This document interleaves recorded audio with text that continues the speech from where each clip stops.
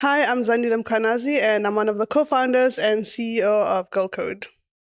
And I'm Denise Trinipin, Technology Portfolio Executive at Bet Software.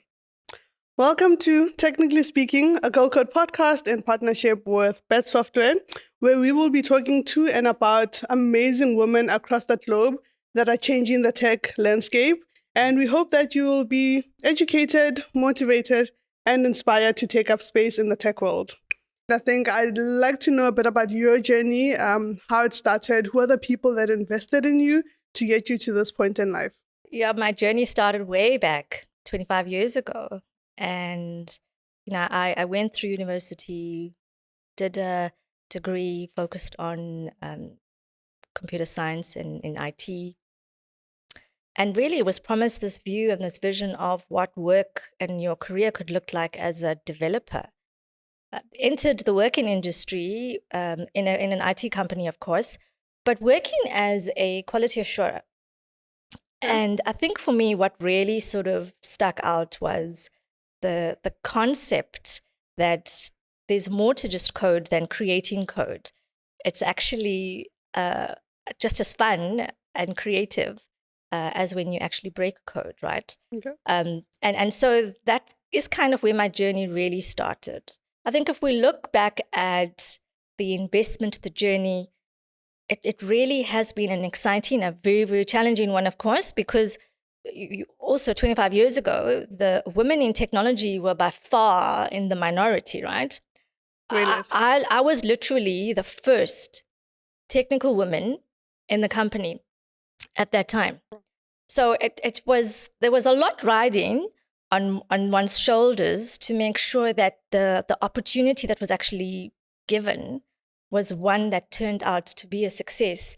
And again, sort of just leading the forefront for that. When I started, which is not that long ago, so 25 years ago, about 10 years ago, when I started working for a tech company. So similar, my manager at the time, who also happened to be the managing director of the company, saw potential in me and thought that this is someone that I could potentially mold and expose to different opportunities. So he'd take me with him to a lot of events that he was invited to. These were rooms full of CEOs, CTOs, yes men, but still I was, given the opportunity as an intern, to be among such people and to learn from them. So I think there's certainly a lot of ways that people can invest in you. What do you think investing in women successfully could look like? Is it financial investment? Is it mentorship? Is it sponsorship? Is it a combination of those? How do we make sure that in any environment that women step into, they have all those resources to be able to thrive and accelerate their career progression? Absolutely. I think it's all three of that and maybe a little bit more. I'd love to add support into that. And I'll talk a little bit about it later. But financial and, sponsorship and mentorship are absolutely critical for the development. Again, if I look back at my journey, the opportunities that were provided, investment in terms of training, and not just training and development locally in South Africa, overseas, right? It's paying for something in dollars and euros is not nothing. So there was a huge investment that actually really, from a monetary value, that actually really came out from that point. If I look at, the concept of coaching and mentorship, you see, that's the other thing, because there's often mentorship that you would be able to get from within your environment. Yeah. So whether they are peers who have just been in the business for a little bit longer, whether it is actually seniors or executives sitting above you looking to share knowledge, but also then supporting your growth. There's all of those sort of pieces. I mentioned coaching because coaching is often something that an external person can do for you. So part of my journey included coaching from an external source. But again, covered by, at that stage, my company that I worked with, right? I think just to touch on the coaching, Denise, a lot of people, right, and myself included, think coaching is for executive people like people that are, really at the top of the business. I don't know, as graduates, we're not really encouraged to either go and find a coach or even ask within the business whether coaching is something that's available. Is that something that you've seen? Did you get coaching at the very beginning of your career, or like once, you'd hit a certain level? I don't know. What are your thoughts on that? It really depends on how you have, as an individual, proven yourself. Again, if people see the potential or see an opportunity to open up the concept or the potential for coaching, it's important that the person then steps up to actually make it work, right? Yeah. And I mean, if I look at where I am right now at Bait Software, I'd like to say that everyone from our graduate level see me as approachable enough to come to me and ask for advice. I hear that very often, where it's not just advice, but, Denise, this is actually what I'm keen on. This is what I'm interested in. How could you help me get there? So it is really something that I believe is available and can be available and can be tapped into. But again, it really depends on the individuals and the opportunity to obviously step into that. I think as much as we might want to invest in women also must step up to the plate, right? You must rise up to the Yes. challenge. And I think that's the thing. Like, there's so many opportunities out there, and it's really up to you as an individual to take up the opportunities. No one can force you, right? And part of that is having support, right? You touched on support Yes. when you begin, and I also want us to circle back to that because, for example, for me, in my career journey, I've had a lot of people support me. And that support just looked like conversations, like, let's meet up for coffee. What is your plan? What's happening? Where are your challenges? And how can I, as someone who's been there, support you? And I think we also underestimate how much that can accelerate your progress, especially your career, right? Just asking, like you're saying, people find you approachable. Just asking you, can I have coffee with you? This is what I'm thinking about. This is what I need, I think I need to do to get promoted and whatnot. And just knowing that you have that support and, you can get that advice goes a long way when you're looking at investing, right? It's not just financial, like you said. So maybe like touching on like what your support or what you think support looks like in terms of women specifically. Yeah. Support, again, I believe is, can come in various forms.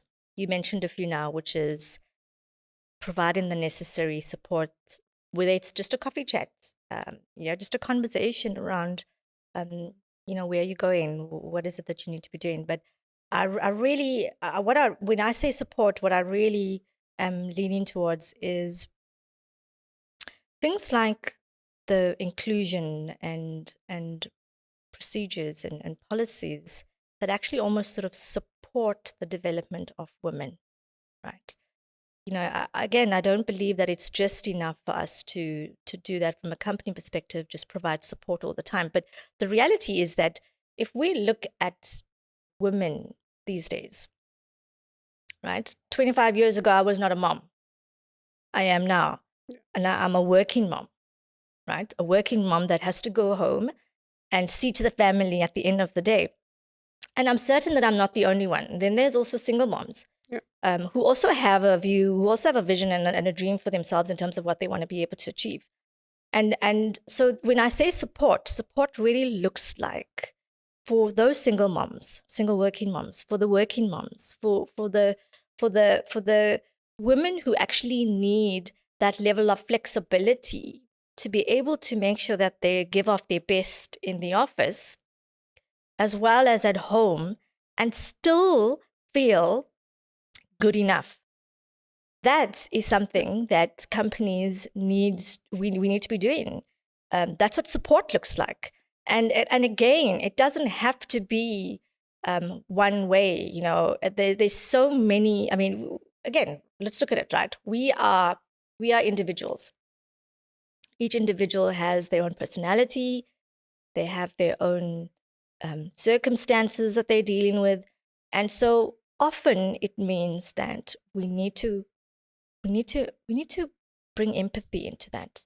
Empathy within the business constraints, but clearly then understanding that at an individual level, support comes in those various sort of forms. Yeah, I like that because I think it also talks to something I believe in, which is people first, right?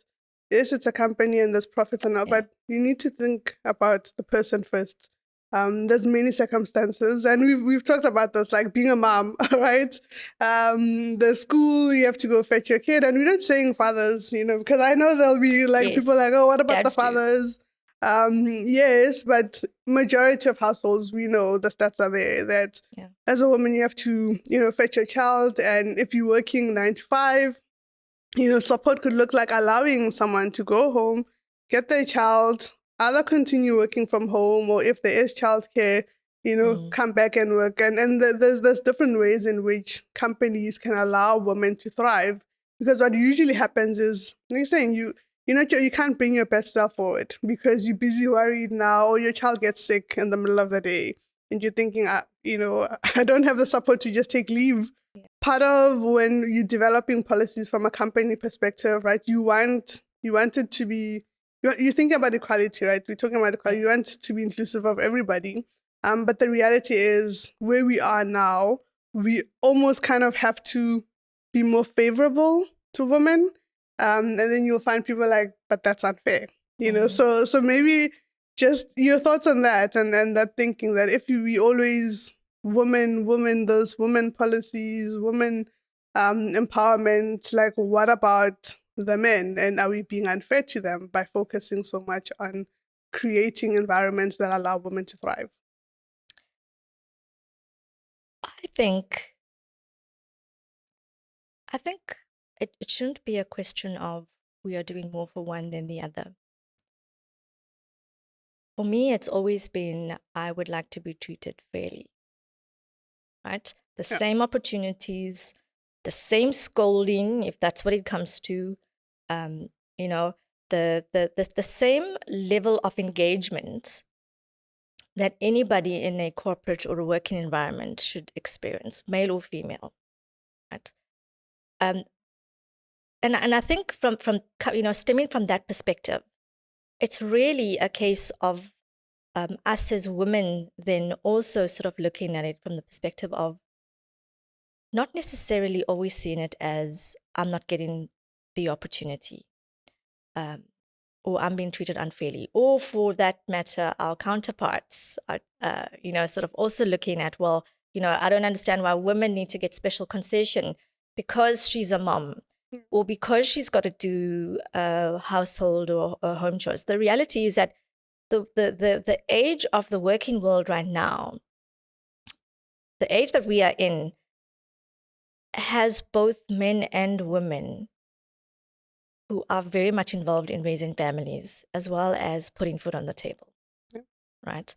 And I think for us as businesses, it is important to recognize that we've got both of these genders that in a way sometimes tend to clash because, women are still on the rise, right? Yes. The number of women coming into an industry, into the tech industry is growing every year, absolutely. But is it where it needs to be for then the various sort of outlook in terms of how policies are structured? What does the support sort of structures look like within an organization, inside or out? I think that really is something that we need to be looking at a little bit more aggressively. Women in general, I think it's important for us to be asking for the fairness factor. Yeah. The fairness factor. Treat me as. Now, I get it. There's some things that women may not necessarily be able to do or want to sort of opt in for. Absolutely. But I certainly feel at that stage, we shouldn't necessarily be judged by that. Guys will comment and say, what about the boy child? What about us guys? We also want to learn how to code. And for me, my sort of response to that is, look, I look at it from a equity versus equality, right? Yeah. Equality, everybody starting at the same line, but what you don't see are all the hurdles that stand in front of a woman before she even gets to start running, Yes. right? Where potentially a man, yes, there's a few hurdles, but there's a lot more than women, right? And so the equity part is saying that what do we need to do to first remove those hurdles so that we can have equality? And that's what we're all chasing for 2030 as the UN Sustainable Development Goals. There's still a lot for young girls and women for them to, like you're saying, they're slowly coming into these industries. Yeah. But because of how society has been structured for so many years, they haven't had the same opportunities. And so we have to, almost like put them forward and put them first, front and center. And that's what we stand for. We're not saying that men don't deserve opportunities. We're just saying right now we are investing in women and we're trying to accelerate that progress so that we can get to the equality where we no longer have to worry about whether you're a man or a woman. That's what we're chasing Yes. to get to that point. Yeah. And it absolutely comes back to what you spoke about earlier, which is sponsorships, right? I mean, if we as women now in influential positions, in positions where we can make an impact, I don't see why we shouldn't. It really does come down to the fact that whose name are we putting out there? Who are the people or the children that's coming behind us that we are actually pushing forward as you can do this? This is potentially what you open up your world to just by virtue of sponsoring in any little way that we can. But what is it that we can do to allow women to feel like they are being invested in and these other opportunities? And we've talked financial, we've talked coaching, sponsorship. But yeah, do you feel like there's more that can be done in that sense? I think, we've talked about the inclusion as something that is still very important, building policies and structures in mind for everyone. And if we're talking about women specifically in this case, yes, it is that level of flexibility that we're speaking to. I think the other things also sort of really come down to being able to offer certain kind of programs that will help to promote women. Now, we would have women that would be new to a business. So it's the first time job that they would have, whether through the perspective of as a graduate, or whether it's people within a business, women within a business that are actually then wanting to be promoted or moving up the chain, trying something different. I mean, I had a conversation with one of our ladies a few weeks ago, and one of the she probably didn't mean to sort of say it like this, but the thinking and the question was like, I sit in an HR space, but I would love to be able to do a migration and transition into doing something more technical. Now, I've never actually had any exposure to someone who's going to be able to help me make that transition, because it's quite a leap, right? Yes, You're going from HR into something that's now more technical. How does that happen? Who's going to be there to actually provide for the skills, for the learnings that actually needs to happen? And so being able to have some of these internal programs, I think is a wonderful opportunity for us to be able to add another layer of being able to invest in women. How do we actually make that happen? Because in my mind, she's a fantastic employee. I certainly see massive potential in her, right? But do I want to lose her to another company altogether because we can't make that happen for her? Absolutely not. Yeah. So those are the kind of things that we need to be able to do, almost sort of women in these positions to be the advocates for those women who want to be able to grow into different areas. I know at BET we've got a fantastic graduate program. And if I look at actually where we were in 2023 and 2024, consistently our numbers with the take-ons of graduate trainees from the women specifically, we've been hitting 55% on average every year. That's amazing. And I mean, these are some fantastic numbers, right? Yeah. Because this year we had a take-on of 35 graduates, and 16 of those were women. The focus in terms of what companies can actually do to promote women in general, I think is fantastic. Yeah, and I like your touch on programs, right? Because that's what we focus on at Girlcode, creating programs, but not only to upskill, but to make sure that we can connect them to companies that are looking for those skills. Because often we've seen there's just that gap where someone doesn't know about graduate programs, or they don't know how to apply, or their CV is not structured correctly. So for us, investing in women looks like, giving them the training, but also making sure that we're creating that direct connection for their next opportunity. So it's not just we train you and then sort of let you figure out the rest, because you don't know what you don't know, right? So I think we're very much aligned in that, and there's a lot, I guess, we can get into in terms of how do we invest in women, how do we accelerate their progress. I think we're on the right direction. I believe we are on the right direction. We're seeing the numbers change drastically, and it's amazing to hear that you kind of are hitting the 50 mark, which is really what we want, right? We're not trying to exclude one gender on behalf of the other. So yeah, I think that's pretty amazing. Thank you so much for joining us on our very first episode. On the next episode, we're talking about Africa and tech, the cyber skills gap. So yeah, please do keep the conversation going. Remember to subscribe, like, follow, and engage with us on all social media platforms.